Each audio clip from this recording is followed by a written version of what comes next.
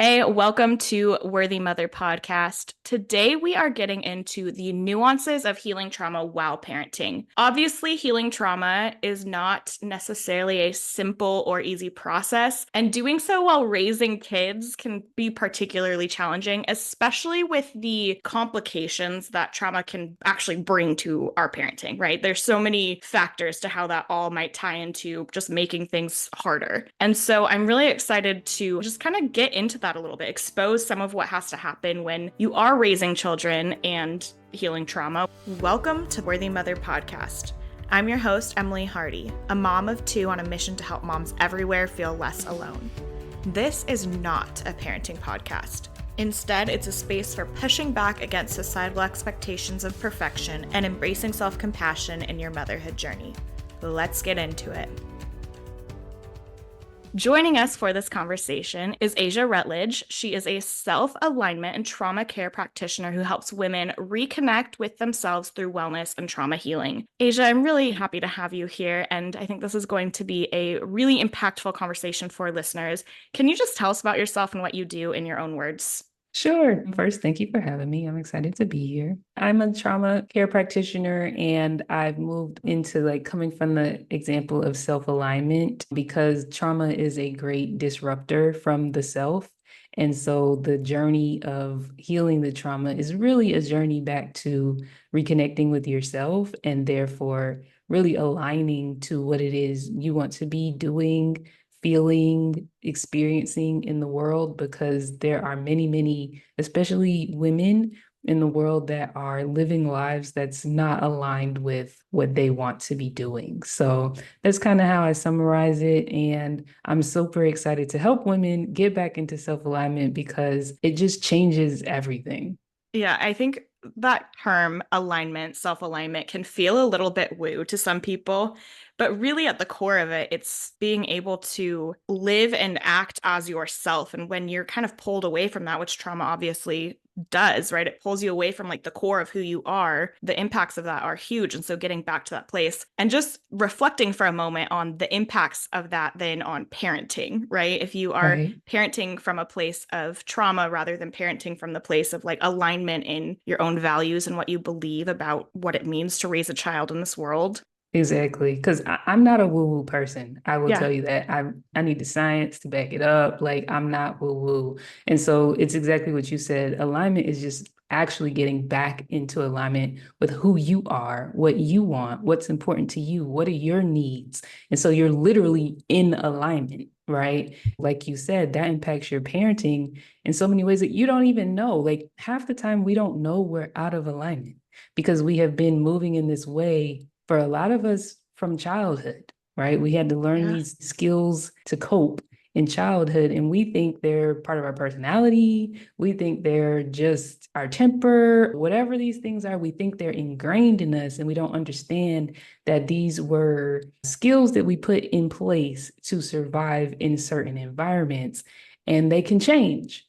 And as we heal, they do change. And then you realize, I'm a different person, and getting back into who is that person and moving in that way in the world that you're true to who you are, it changes everything because it changes your health, right? Because being out of alignment, your body knows when you're not in alignment. It can impact your health, your mental health, your parenting, your relationships, your work, the things you go out for and the things you don't go out for, right? Like so many things.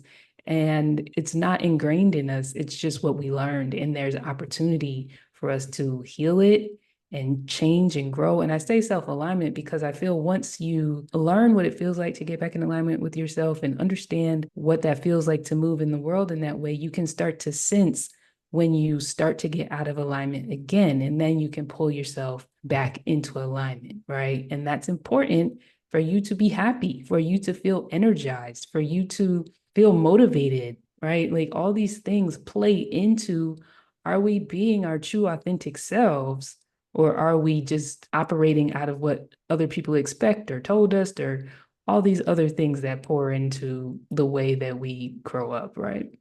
Yeah, it's like the push and pull that kind of takes you away from yourself and the cultural Mhm. factors, the messages we get, and then, yeah, like the literal coping skills that you've Right. developed to survive in whatever Exactly. experiences you've had. And that was important, but like might have taken you way out of alignment Yeah. with who you are and your actual personality and all these things. So Yep. that visual is so clear. There's a lot we're going to get into about all of this. Before we do, I would love to know what brought you to your work, both professionally and maybe personally, when it comes to being a self-alignment and trauma care practitioner. Yeah, how can I summarize it in the quickest way? Let me go back and say that I had a mother who had very narcissistic tendencies. And so as a child, I just was like, what is going on? Right. And so around 1920, I really started digging into like, what is happening? I thought it was me. I thought I did stuff wrong. I was doing things to her. And come to find out, it was her. Right. And so that started me on a journey. But then I had my own child. And because of my upbringing, I was like, no way ever am I parenting like that. And so a lot of the things I started learning about parenting eventually led me to conscious parenting. And just to explain a little bit, conscious parenting is it's you being conscious of you, right? It's not about the kid, it's not about their behavior, it's not about getting your kid to be an awesomely behaved kid. It's about when your kid has a temper tantrum and you're about to lose it, you don't say, what's wrong with you, kid? Get it together. You say, what's wrong with me? Why I'm responding this way to this temper tantrum? What is happening inside of me? Why I feel like this in response to the child having a temper tantrum? So conscious parenting led a lot of like self-reflection and a lot of like, what is happening? And then years later, we had kind of a whole incident in our family that led to me going no contact with my mother.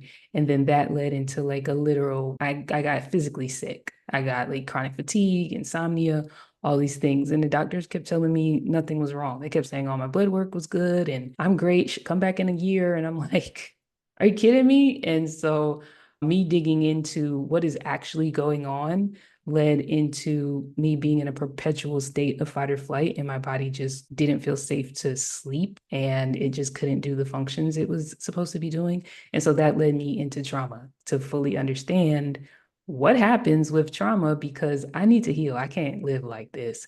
I love research, I love learning. So I just got stuck in a rabbit hole for years. And so I learned everything I could about trauma and was like experimenting on myself, right? Because I wanted to heal. And then I finally got to a place of I had been learning so much about wellness and trauma and all these things. And I realized that a lot of what people teach us about wellness and like that's not it. That's not what we're supposed to be doing. And so I just started sharing this information on Facebook because people should know, right? And then I noticed like people just kept following me and commenting and I was really sharing it for myself, like to connect the dots. And when I just realized people just kept commenting and liking it and things like that, once I had the capacity, I was like, maybe I should get a certification in this and really help people with this because there's so much people don't know and understand. I realized I can help people. I have the capacity to help people, and people don't understand this at all. Even in the way we're talking about it, trauma, like in pop culture, how we're Yeah. talking about, we're not digging into like the real things. And so, really trying to help people because I see them exhausted, tired, they're sick, all these things, and they're like just doing what they say we're supposed to do and it's not changing because they're not actually addressing the root. And for a lot of people, the root is trauma. So that's kind of how I got here.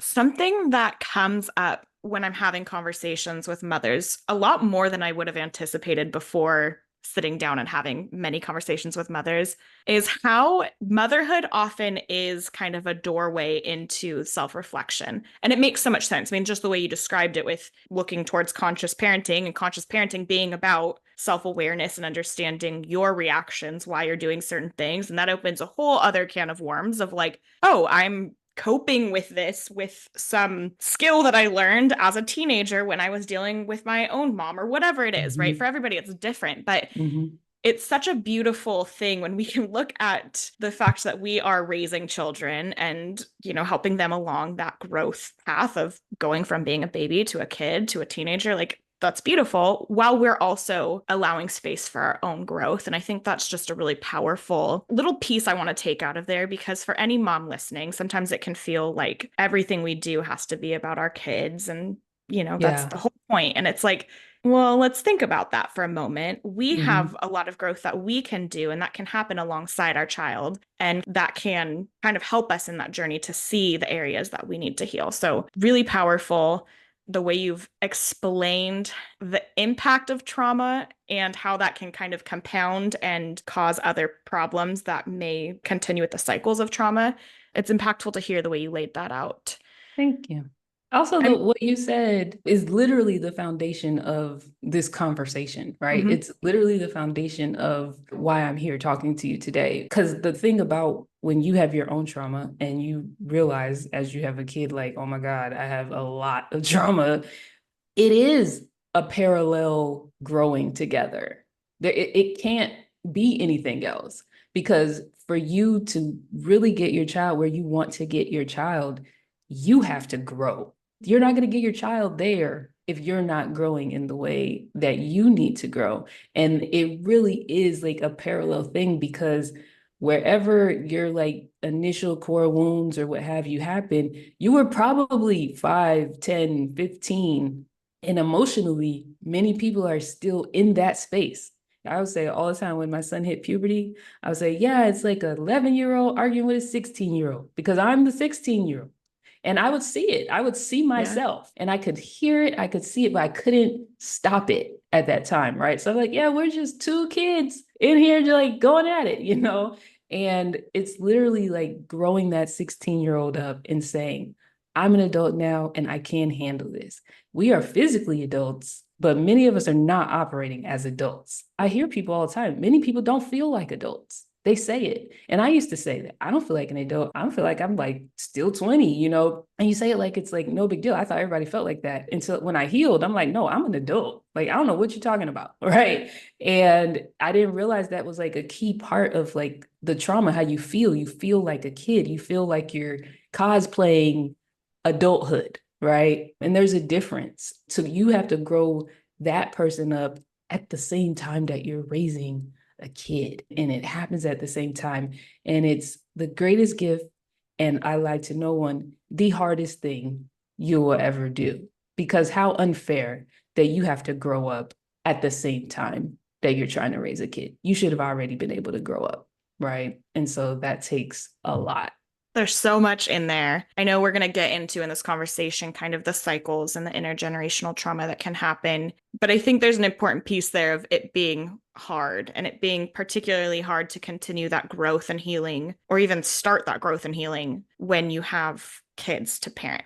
A lot Mm-hmm. of complexities there. What challenges do you see parents facing while they're healing their own trauma at the same time as parenting a toddler, a school aged kid, a teenager?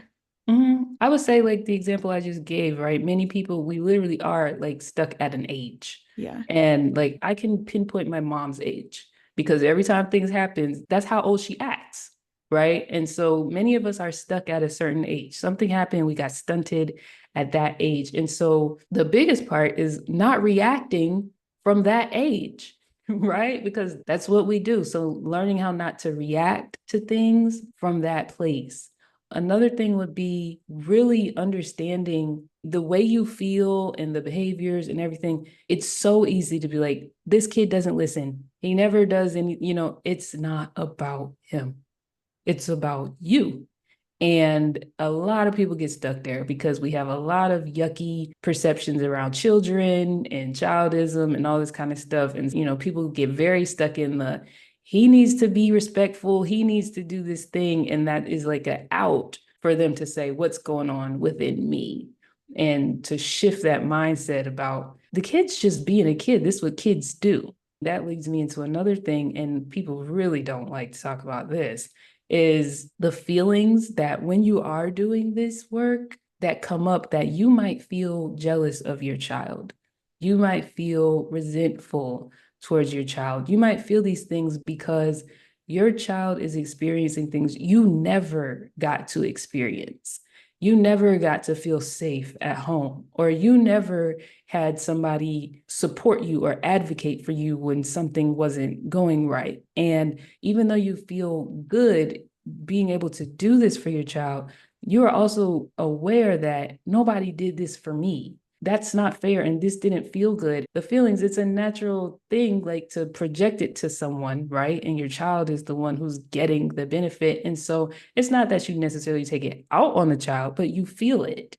And to process through those feelings and be able to be honest about those feelings and process through what that means. And again, it's not the child's just a reflection, right? It's really you and what you didn't get and how to process that so that you can move on from those feelings. But all of that comes up because, especially with kids who like are not super obedient, right? Like my child is one of those children. Like people act like, oh, you do all this great parenting and your child's going to be like a little angel doing everything. That is not my story. That is not my child's story. Sometimes I have to say to myself, he expresses himself like this because he feels safe with me. It doesn't feel good to me, but he feels safe enough that he can express whatever I didn't feel safe to express what I needed to express, even if it was anger or frustration, right? And while I don't like it and doesn't feel good, he actually has that safety where he feels okay that he can do that. And that is something to be proud of. And that is something to acknowledge. And at the same time, when it first started happening, it was like, it's so unfair. Like, what, I didn't get to experience that. And he doesn't even know what it feels like not to have a safe space. Mm-hmm. And that's where I had to find the comfort. And that's where I try to talk to parents about like, it does feel yucky, but also knowing that they'll never know the experience that you know, right? And that's such a great thing about what you're doing. Because they don't even know. You can be like, when I was a kid, because I've done it. When I was a kid, I could have never said that to my mother.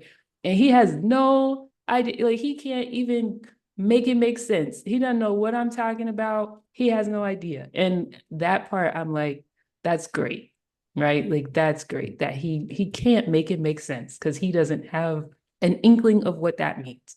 And so that's a great thing. So being able to lean on that. So finding the glimmers in the yucky. Yeah.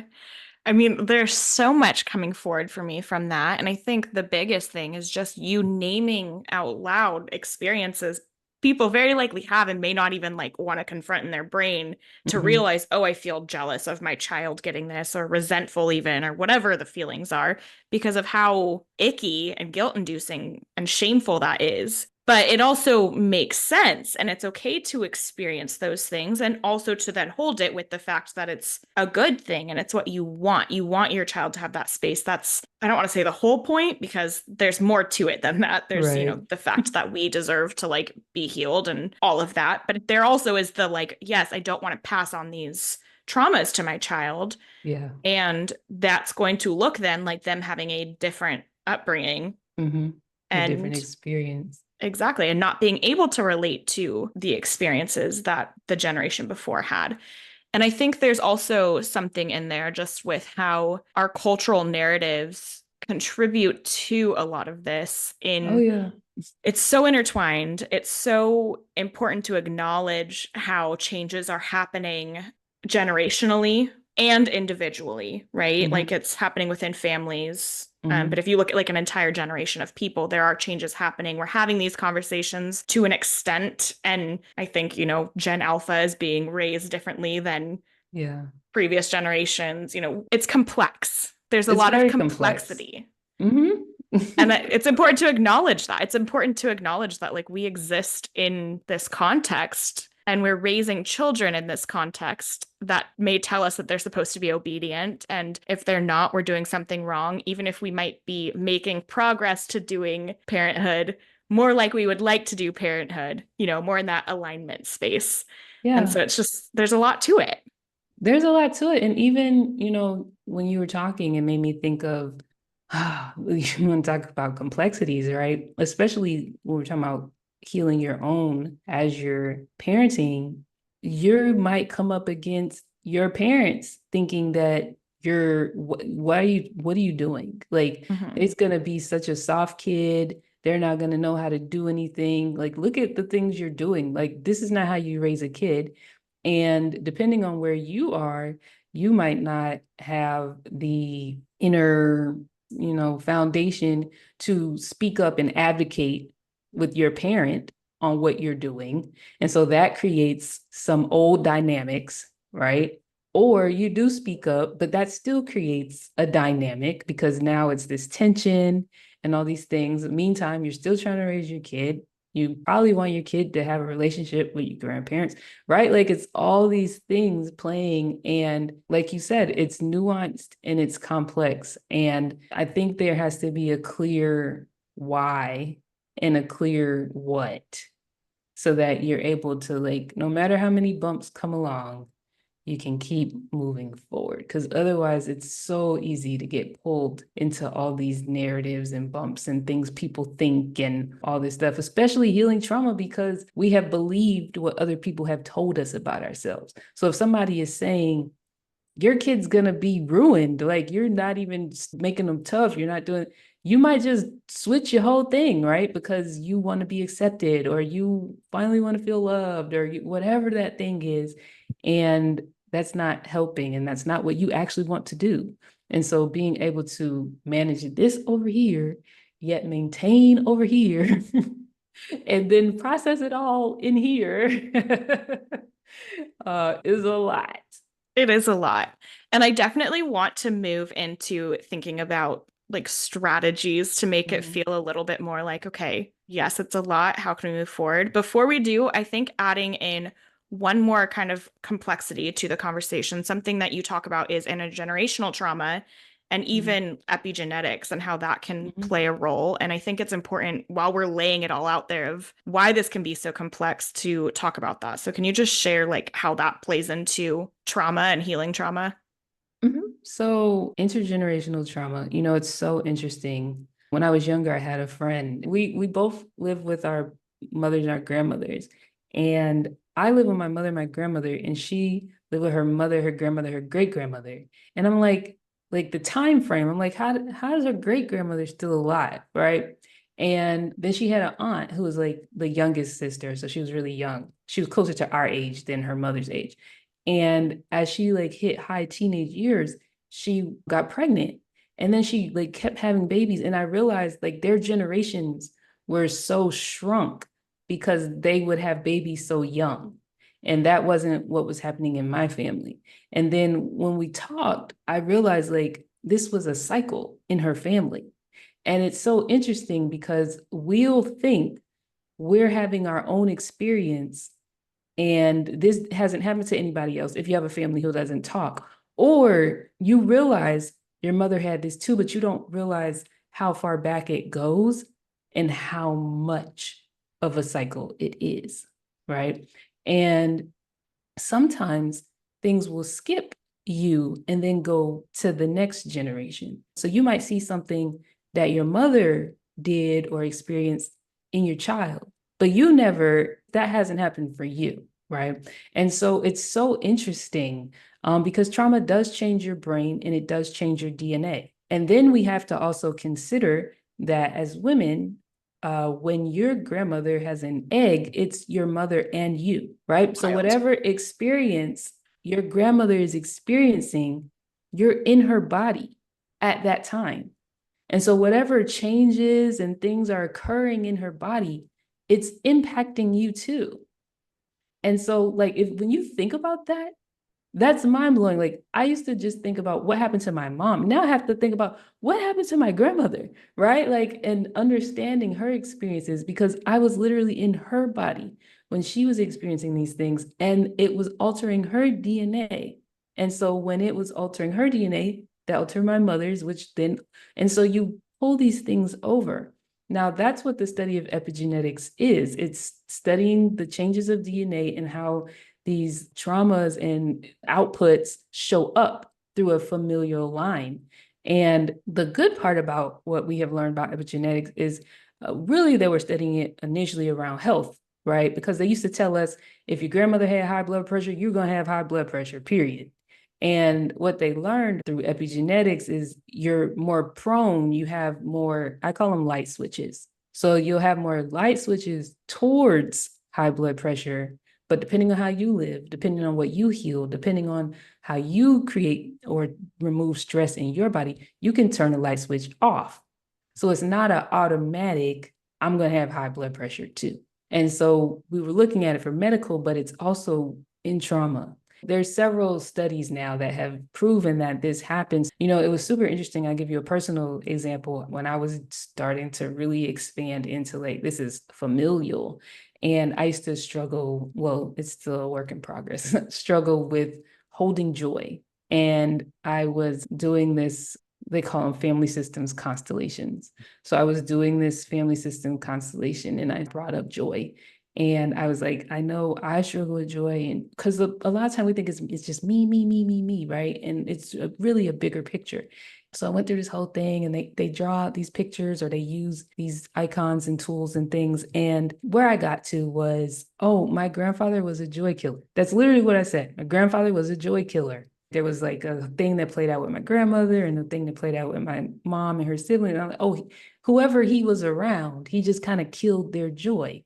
And so if that happened with my grandmother and then she's having these kids and then my mom learned not to have joy and like, how's that changing their DNA? Of course, I struggle to hold joy, right? But I didn't understand.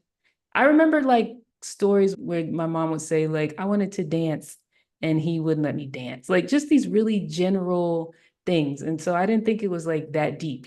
So I was telling my mom about this experience with the constellation. And my mom's like, oh my God, you don't know the half. And I'm like, what do you mean? And she says, when we were little, we used to go to the pool and he would make us stand in a row and he would make us wait until he blew the whistle and we could go in the pool. And then we had to lap swim. We couldn't just play and hang out. And she said, when we were little, we'd go for ice cream and we would have to line up in front of the ice cream store. And then he would tell us when we could eat it, and then we had to bend over and lick the ice cream. And it's like, if you think about this as a kid, you just want some freaking ice cream, right? And you got to wait in line for your brothers and sisters and you got to bend over where is the joy? And so I had no idea it like went that far back. It was that extended. And I'm thinking it's just me. Something's wrong with me. Why can't I hold joy? And it's literally in the history, right? And so when we understand that, one, we can release some of our personal shame because it's not usually from what we're doing. And also when you see things in your kid, it's not automatically, what is wrong with you, Johnny? Right? Like, no, this is going back. And then another part of it is that you're able to see it in a greater context, which for some is very freeing. And you're able to release the personalization of it, right? And also free yourself to say, well, that might be the line, but I get to change it, right? And so being able to then do things that change it. And this is also why some of the issues come in when we were talking about the nuance around doing this work when you do have parents who are like, what are you doing? Why are you doing that? Because they're used to this too. Mm-hmm. Right? They might not share a lot with you, so you don't know their history personally, but they've probably gone through these similar experiences too, because it does go down the lines. And so they can't even fathom you doing what you're doing because their parents did it too. And this is how it's used to, this is what you do. And, unfortunately, a lot of us with boomer parents and whatnot, they're not very introspective, right? So you're not really going to get that, but that still gives you understanding, or at least some understanding of why are they like that. And you can deal with it in whatever way feels good, but it's not this like super personal thing, right? And being able to do that gives you some freedom to move in a different way. Absolutely. It's that depersonalization can be huge on both ends of it to know that like, okay, this isn't my fault. I have the responsibility now to heal my trauma and to do the things to grow and move forward, but not because it's my fault. Yeah. Not because, I've ruined my kid single-handedly or whatever it is, right? Exactly. And then also that piece of like how we respond to others, understanding that they also exist in the context of everything that's happened to them and before. And that can give us Yeah, the ability to not personalize their reactions and responses to us, but also the compassion to move forward in whatever way is best, right? That doesn't always mean like letting the behavior slide, but just Right. having that context is huge. And again, like seeing that this isn't just a problem of like there's something wrong with you and you have to Mm-hmm. fix yourself and all of that. It feels like so much pressure. It feels like, what did I do to get here? And it's like, no, we exist in this larger context. And Right. while that can be overwhelming, it can also be freeing. It can also be a big step in reducing the shame and moving forward. Exactly. Yep. So I know obviously it's not a one size fits all. There's so many different avenues for healing trauma and it's a big process. But I'm wondering if there's any strategies that you can offer parents to put into place while they're healing trauma that has been passed down through generations to break cycles, just to be able to show up in parenting how they want while healing themselves. Yeah, it's so funny. I used to have a friend and she was realizing she had trauma and she was always trying to heal and she just tell me what to do. And I'm like, I can't tell you what to do. Your journey is your journey. My journey is my journey. My part is to help you understand what your journey is. I say that to say, because I sincerely believe that trauma is no, I'm gonna give you steps 1, 2, 3, 4, and 5, and you got it. And she would do the things that I did, and they weren't giving her the results they were giving me because we had different experiences and different things land differently with people. And some of the stuff in your trauma journey, I might not know anything about. And some of the things in my trauma journey, you don't understand at all for me. So we don't have the same thing. But I will say this, when I had my son, because of my upbringing, I was like, we're not doing this. This is a disaster. I have everything to learn. Right. And I remember, I never forget, I was in therapy and I was like, I have 7 months to fix this. Like in my head, I really thought if I work on this for 7 months, I'm gonna be good when he's born, right? And that's such a joke. But I thought that. And so I was doing all this research and learning and all this stuff. And I learned all about attachment theory. And just a quick recap, attachment theory is about how you attach to your primary caregiver and how those attachments play out with you feeling secure within yourself and secure within the world and secure with others. And so people can be securely attached and they feel secure in themselves. They feel secure in the world, even if like the world is blowing up. They're like, yeah, the world is blowing up, but it'll be okay. Like, I know I can figure this out. Right. And you can have anxiously attached, and they are the ones that they're always kind of trying to attach themselves. If you seem a little distant, they're like, what? Wait, no, no, no, because they need to know you're right there, right? It's an unhealthy need. And then you have avoidance. And you have two avoidance, fearful avoidance and dismissive avoidance. And fearful avoidance, they kind of avoid the world. They don't feel safe in the world. The world's not a safe place, but it's because they're more scared. Like, I don't know how to connect with people. I don't know. Dismissive avoidance, they avoid the world. The world's not a safe place, but they are very good in where they are. They think I'm great. They think like y'all the problem, not me, right? And but I'm avoid everybody, but y'all are the issue. Our primary caregiving is the way that we form these lenses, if you will.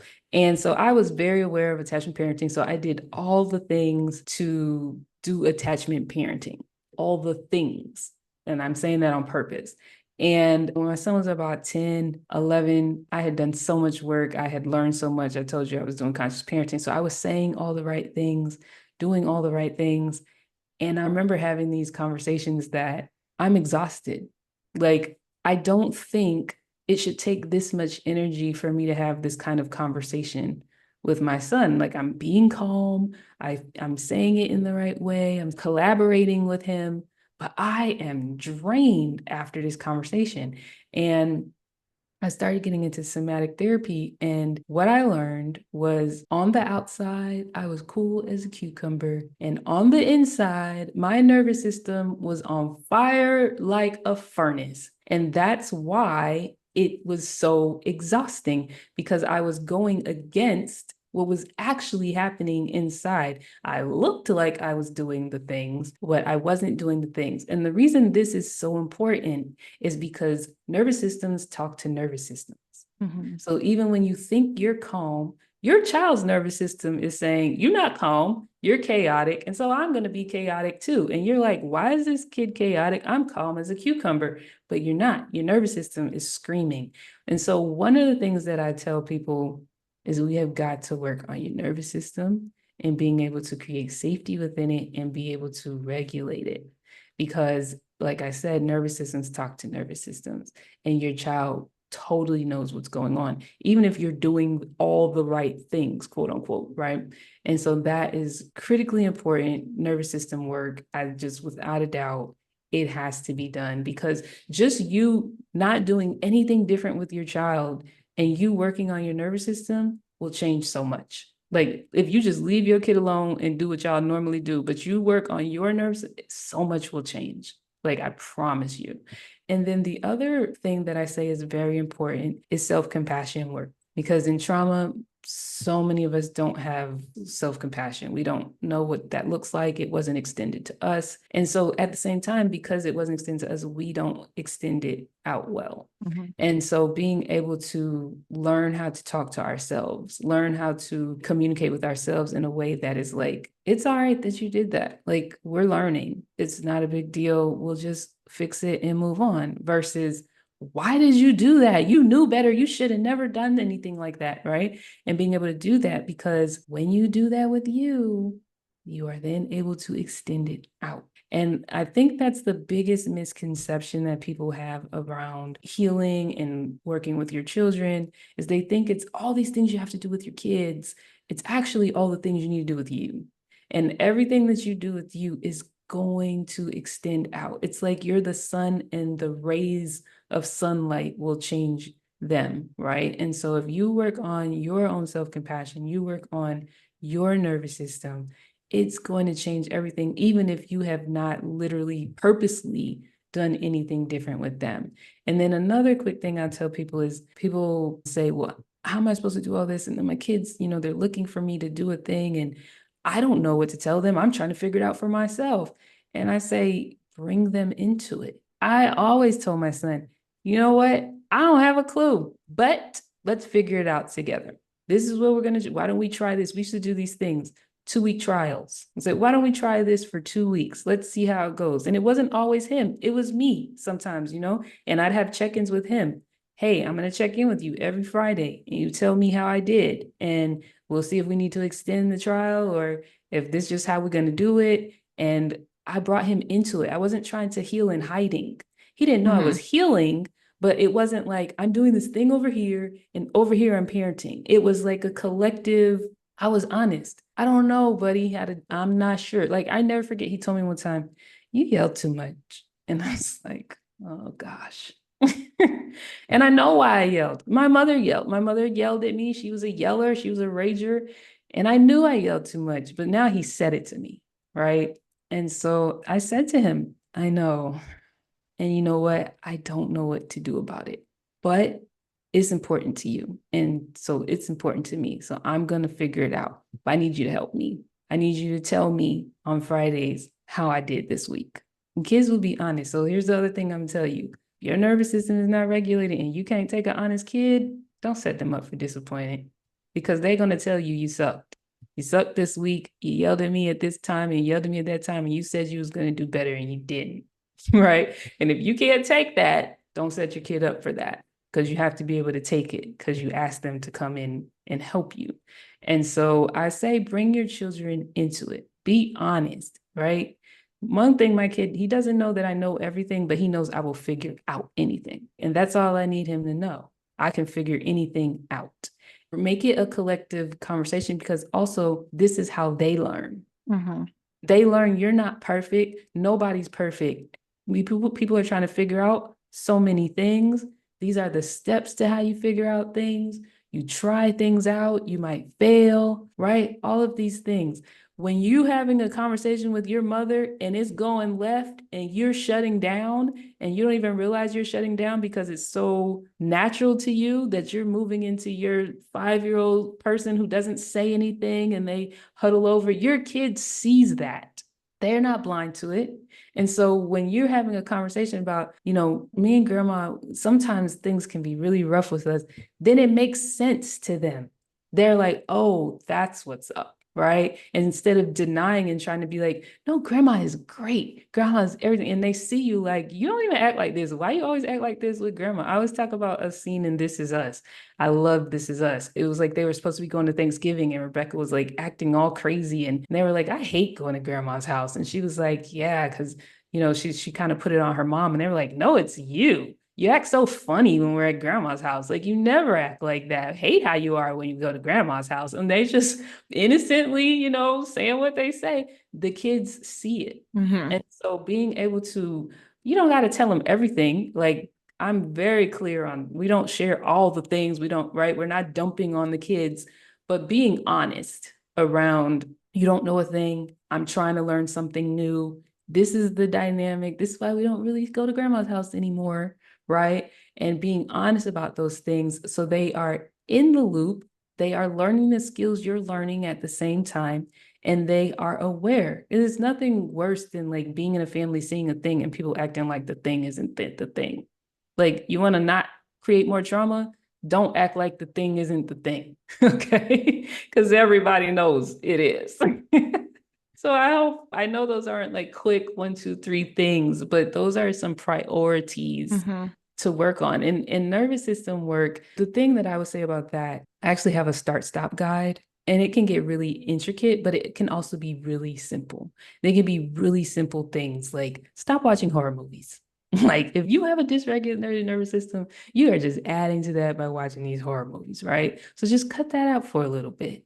Or get up in the morning, go outside and drink your tea or coffee. Just drink it outside. The morning light in your eyes like does things to your circadian rhythm. It sets different things happening in your body, your hormones, all these things, right? So they don't have to be super complicated. You don't have to start where it's complicated. You can start where it's really simple, just one little change for a week and make that become normal and then move on to something else. And you're just creating these pockets of safety in your nervous system. You're creating these pockets of that feels good. I feel calm. I feel safe. And the more you can do that, you can expand your ability, we call it window of capacity, your ability to handle more. And so being able to do that, especially as a mom, because more is always around the corner, you want to be able to handle more and it not feel like, oh my God, there's another thing. I don't know what I'm going to do, right? Because that's a lot of how people feel. And so being able to like, oh, there's another thing. All right, what are we going to do? It's a completely different experience. And so I say those 3 things are like key priorities and they're not hard. They don't have to be complicated. Yeah, I mean, I think it's something powerful we can all walk away from this conversation with of like, okay, focusing on the nervous system, focusing on how we can incorporate that work into our lives, even just very simply. And then knowing that like the self-compassion and the honesty with our kids, to whatever extent is appropriate and feels right, those Mm-hmm. two things are not necessarily with the way that we all were brought up and, all of that aren't Yeah. necessarily the way we're defaulting. So just having that in mind in the decisions you're making as you move through the world as a parent is really powerful. And I think there's a sense of almost like permission in that to Mm-hmm. give yourself the compassion to be honest, to say, okay, it's okay if my child knows everything's not perfect right now, because it actually isn't helpful to them to feel like I'm pretending everything's perfect when obviously it's not and they know that it's not. So Right. I And love it, all of it that. diminishes the trust they have in Hmm. you. And Yeah. that's the trust and the respect. Yeah. And so you don't want to get to teenagehood and they don't trust you and Hmm. respect you. It's trying to be as honest as possible. And like you said, to whatever age capacity, to whatever is, reasonable, you're not dumping on them, you're not sharing, you're not parentifying, but you're being honest about where we are because then they're like, oh, she's always going to be honest with me. Hmm. And sometimes I'll tell my son, this is an adult thing. This is not for me to share with you.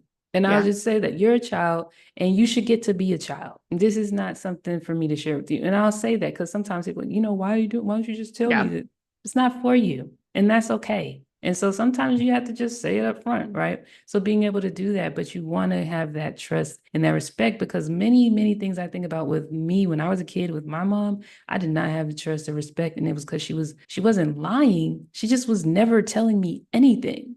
right? But I'm seeing all the things Yeah. and it's not cool. And you're not saying anything, right? And so that was just a complete like, I can't go to you because you don't tell me, you don't share with me, you don't help me understand, you don't help me make sense of this. Yeah. And that's critically important. It really is. And it's such a gift we can give our children when we share that with them, show that to Mhm. them, and teach them those skills and that trust in us. Really Yeah. powerful. This has been an incredible conversation. Before we wrap up, something I love asking at the end of episodes is about caring for ourselves because I just want to encourage moms to focus on that care. Obviously, that's a huge part of what we're talking about in this Yeah. episode. But I'm curious how you care for yourself and if you have any advice for moms just to make sure that their own care is happening regularly.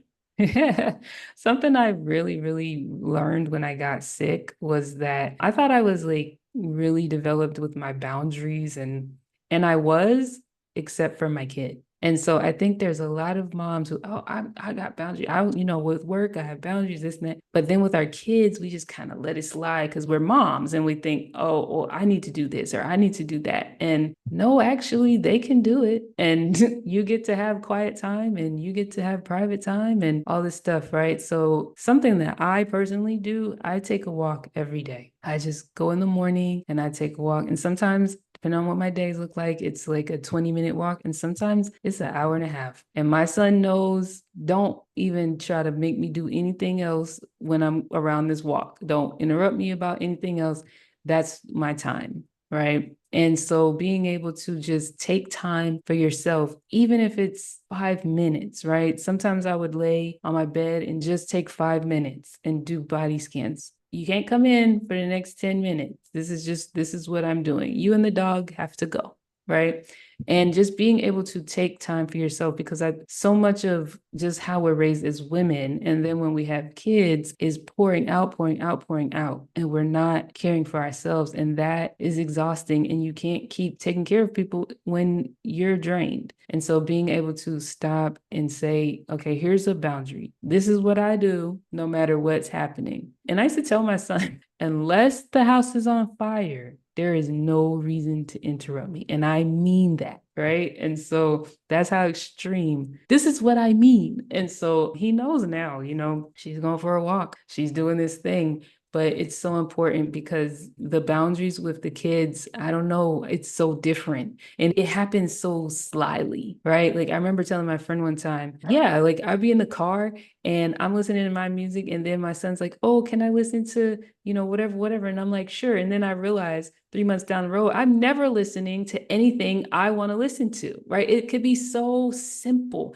and you started with the best intentions, but then you're riding in the car, you never listening to anything that you like. And it just gets bigger and bigger. And so I remember like, I started telling her, I'm like, no, I'm telling him no, this is what we're listening to today. We'll listen to yours tomorrow, right? And just being able to remember you're a person and you get to have things too. And that's okay. And you need boundaries to be able to do that with your kids. So important. Such a good reminder that boundaries aren't just with, Others. everyone else. Mm-hmm. Having boundaries with our kids is important and can make a huge, huge difference then in how we're able to take time for ourselves and put energy and effort and do things that we enjoy, listen to our own music, things Mm-hmm. like that. And And then we come totally, back to them and we're like happier. totally, So it's for totally. And everybody's benefit. they're taking that skill away too. They're Yeah. understanding what that looks like. It's modeling for them. It's all the good things. Yep. Exactly. Asia, thank you so much for being here. Where can listeners find out more about the work you're doing and maybe connect with you? Yeah, so my website is my name, asiarutledge.com. And then I'm on Instagram and TikTok at Healing with Asia. Like I said, I do have a guide. It's called Finding Your Calm, and it's stops and starts. So, what you can stop doing that will help regulate your nervous system, and what you can start doing to help regulate your nervous system. And everything in there is free. It literally just takes a commitment and time. I can provide you that link, and they can use that if they want to get that guide. And then that'll put them on my email list, and they'll hear from me about once every other week. Amazing. That sounds like a really helpful and easy to implement guide. So That was definitely the we'll link goal. that. So, Yes. I love that. Like these are just things you can legit just stop doing and that helps. And Mhm. then if you want to incorporate new things too. Amazing. Well, we'll make sure all of that is linked in the show notes. I hope everyone listening today took something from this conversation. I know there was a lot in there that I'm going to walk away with and kind of process after this conversation. So, Asia, thank you so much for being here. Thank you for having me. It's been great. Thank you for tuning in. You are worthy, Mama.